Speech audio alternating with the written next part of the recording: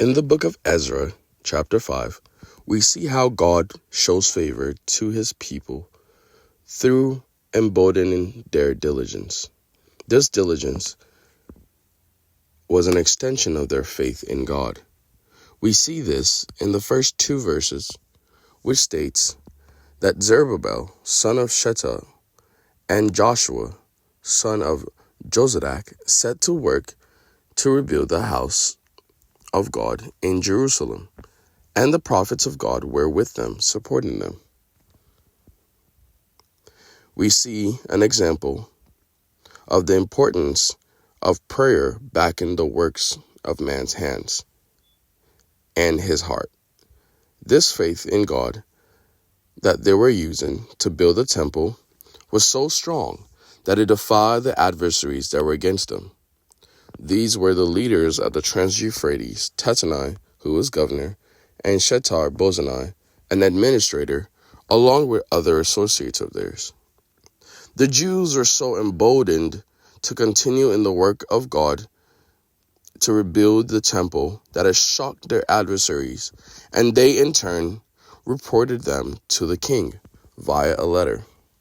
In the letter, the Jews claim that their current work is but an extension or a continuation of the work that was already set to have begun a long time ago by a decree from the time of King Cyrus.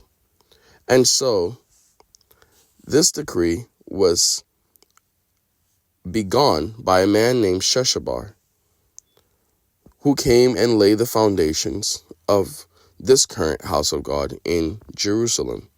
From that day to this present day, it has been under construction, but it never was finished. And so, the Jews claimed that they were merely finishing what was already decreed to have begun. Their adversaries, now through this letter, sought to understand if indeed this claim was relevant, and if indeed the decree had been sent and this construction was indeed backed legitimately.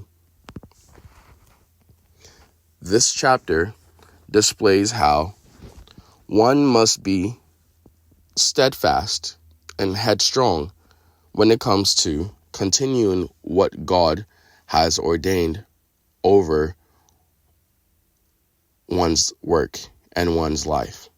It is very important that we continue irrespective of the mountains and the men that may stand or seek to hinder us in our way.